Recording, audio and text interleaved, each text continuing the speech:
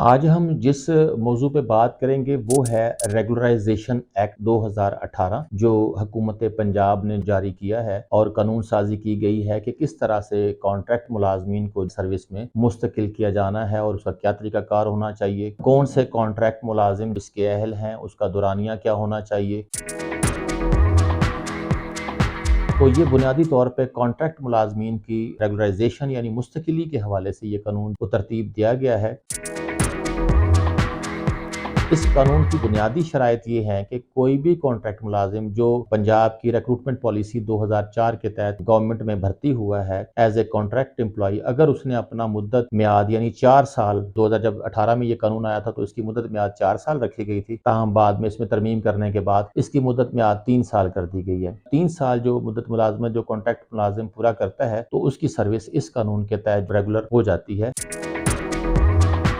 इसमें किरदार ये दिया गया है कि जो कॉन्ट्रैक्ट मुलाज़िम है उसकी कारकर्दगी तसल्ली बख्श होनी चाहिए, उसकी विलिंगनेस होनी चाहिए और अगर वो इंटरेस्टेड नहीं है तो उसके लिए कानून में गुंजाइश मौजूद है कि वो कॉन्ट्रैक्ट पे रहना चाहे तो वो कॉन्ट्रैक्ट पे भी रह सकता है। अगर उसकी कारकर्दगी तसल्ली बख्श रही है, जो मतलूबा उसको टारगेट दिया गया था या असाइनमेंट दी गई थी उसने भरपूर तरीके से परफॉर्म की है और कभी कोई शिकायत नहीं रही और उसने अपना कारकर्दगी तसल्ली बख्श रखी है, जितना दुरानिया उसने गुजारा है या उसकी मतलूबा प्रोफेशनल क्वालिफिकेशन मतलूबा मुद्दत म्याद के अंदर हासिल कर ली है, तो ऐसी सूरत में एक स्क्रूटनी कमेटी का वजूद हर महकमे में तरतीब दिया गया है कि वो स्क्रूटनी कमेटी नॉर्मल प्रोसेस पूरा करने के बाद उसकी दस्तावेजात की जांच पड़ताल करने के बाद ऐसे मुलाजमीन जो ये दुरानिया 3 साल का मुकम्मल कर चुके हैं उनको रेगुलराइज कर देगी।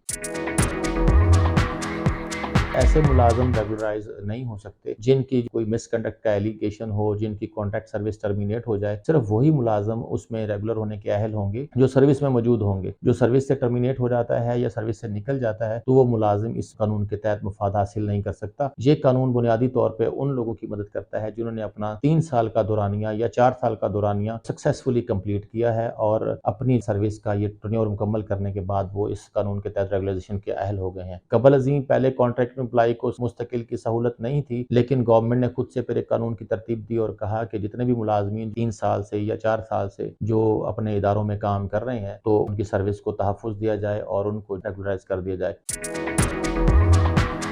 ये जो कानून है 2018 का जिसमें बाद में तरमीम भी की गई, ये कॉन्ट्रैक्ट मुलाजमीन की रेगुलराइजेशन के हवाले से मदद करता है। इसमें सिर्फ कॉन्ट्रैक्ट में जैसे बताया है कि 2004 की रिक्रूटमेंट पॉलिसी के तहत जो लोग रिक्रूट हुए हैं उनकी रेगुलराइजेशन के हवाले से ये सिर्फ डील करता है। इसमें daily wages, ad hoc base employees या कोई टेम्परेरी तौर पर अपॉइंट किए गए एम्प्लॉइज इसमें शामिल नहीं है। प्रोजेक्ट बेस भी जो लोग हैं वो भी शामिल नहीं है। सिर्फ इसमें ऐसे लोग हैं जो कॉन्ट्रैक्ट पॉलिसी 2004 के तहत भर्ती हुए थे और जिनका दौरानिया लगातार 3 साल से ज़्यादा का या 3 साल हो चुका है, तो वो लोग इसमें रेगुलर हो सकते हैं। हमारी अगर ये वीडियो आपको पसंद आई हो तो प्लीज़ कमेंट्स बॉक्स में अपनी राय का इज़हार ज़रूर कीजिएगा और अगर कोई सवाल हो तो कमेंट्स बॉक्स में वो सवाल भी ज़रूर दर्ज कीजिएगा। हम उसका जवाब देने की पूरी कोशिश करेंगे। Thank you very much.